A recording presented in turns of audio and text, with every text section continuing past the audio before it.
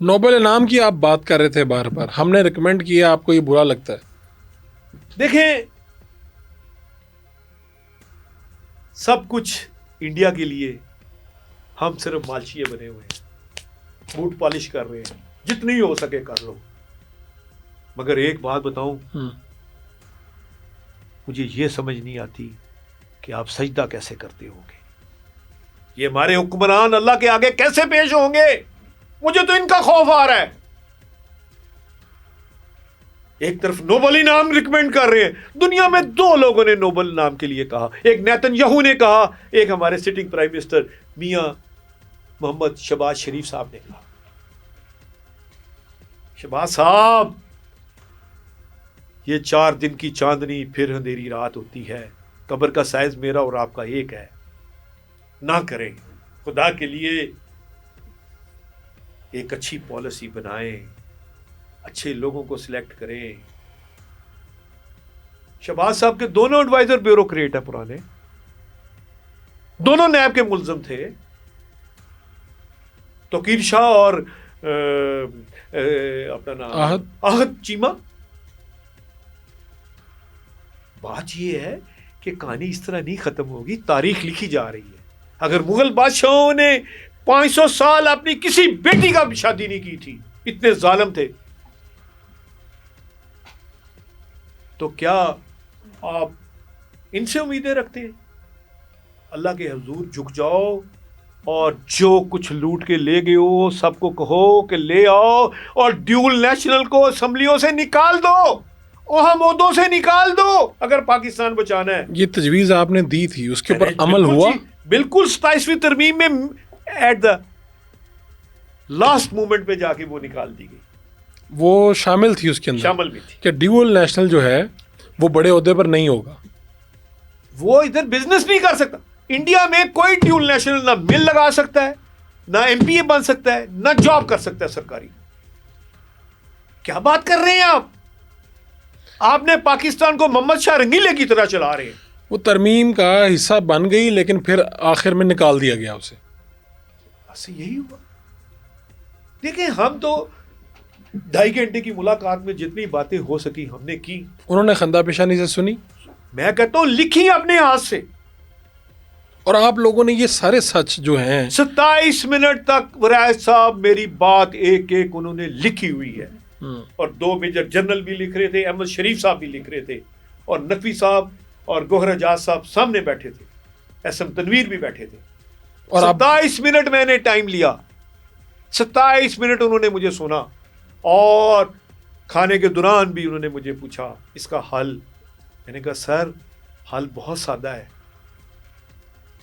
یہ اتنے ظالم ہیں کہ پچھلے سال ایف بی آر کی تنخواہیں 56 ارب روپیہ تھی، 40% تنخواہیں بڑھا لی ایف بی آر نے، اپنی ہی تنخواہیں، اپنی تنخواہ 84 ارب روپیہ تنخواہ ہے ایف بی آر کی.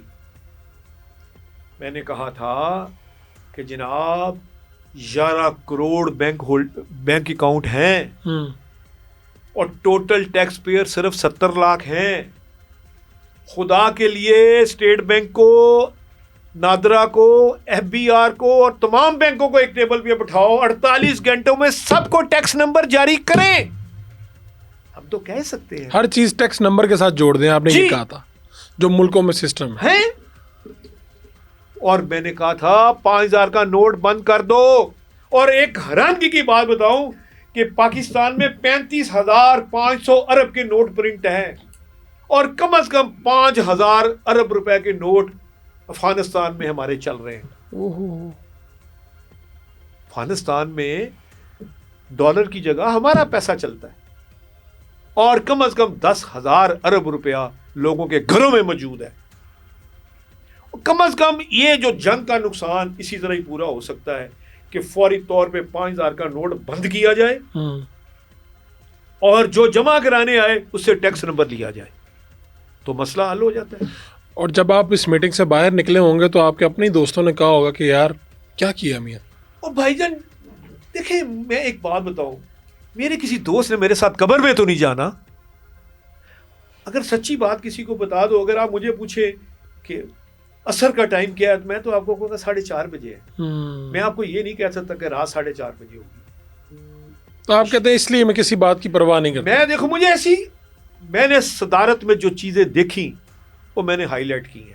آپ حیران ہوں گے ہمارے لیڈروں نے 2% پہ 543 ارب روپیہ اٹھایا. یہ جو ڈیول نیشنل اور جو ہمارے بڑے فنکار بنے ہوئے ہیں انہوں نے 2% پہ جب کووڈ آیا تو عمران خان سے 543 ارب روپیہ لیا. انہوں نے عمران خان کو بھی جھانسے میں لے آئے. یہ جو علی بابا چالی چور ہوتے ہیں، جس طرح یہودی کا کوئی مذہب نہیں ہے سوائے یہودیت کے علاوہ پیسے ہی چاہیے، یہ ہمارے علی بابا چالی چوروں کا مذہب یہی پیسہ ہے. ان کے سامنے جو بھی آئے گا یہ اس کو اسی میں لے جائیں گے. یس.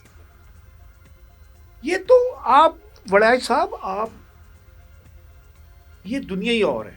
آپ چیمبر کے صدر بنے، آپ نے اداروں کو خطوط لکھے، یہاں سے جناب لوگوں کے جو ویزے لگے ہیں وہ واپس نہیں آئے. آپ نے مجھے بھی یہ انٹرویو میں باتیں بتائیں.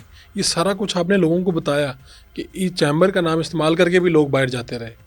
دیکھیں نائیوں اور کسائیوں کو ویزے لگوا کے دیے. میں نے لسٹ دی. کتنے لگے تھے؟ یہ 6 بندے گئے ہیں اٹلی. آج تک اس کی انکوائری ہولڈ ہے. اصل میں دیکھیں جو ظالم ہوتا ہے نا اس کے سورسز زیادہ ہوتے ہیں. مظلوم تو صرف بد دعا ہی دے سکتا ہے، اور میں تو جولی اٹھا کے بد دعا دیتا ہوں. جو بزنس کمیونٹی کی کالی بیڑے ہیں ان کے لیے کہ تمہیں اللہ غرق کرے، جو غلط پیسہ ٹیکس چوری کرتے ہو، جو ظلم کرتے ہو، جو پیسہ نجائز لیتے ہو. آپ حیران ہوں گے کیا بتاؤں، اس وقت 4 کروڑ ڈالر کی ڈیلی ڈکیتی ہوتی ہے پاکستان میں. یہ ٹیکس چوری کی بات کر رہے نو. ہیں؟ ہاں دیکھیں آپ نے یہ پینسل امپورٹ کی ایک کنٹینر، جی، آپ نے ساری ڈیوٹیز دے دی اس کے اوپر. میرا سمپل سا کوشچن ہے چائنا پیسے کیسے گئے؟ اس میں میں نے پروگرام میں بھی کہا کوئی جواب نہیں. تقریباً 4 کروڑ ڈالر کی ڈیلی امپورٹ ہو رہی ہے جس کی کوئی منی ٹریل نہیں. تو ویسے جاتے کس طرح؟ سسٹم کیا ہے؟ سسٹم یہ ہے جناب، یہاں سے کالا پیسہ وایا کابل، وایا چمن یا تھرو حوالہ دبئی جاتا ہے. اچھا. اور یہ تو جتنی انہوں نے 20 ایجنسیاں دی ہوئی ہیں، منی چینجرز بنائے ہوئے ہیں، یہ کیوں بنائے؟ میں 1980 میں پہلی دفعہ جب چنے لینے دبئی اور برما گیا تو $500 مجھے اسٹیٹ بینک آف پاکستان نے اسٹیمپ لگا کے دیے تھے، اور انہوں نے ماتر بتر آزاد کیا ہوا ہے.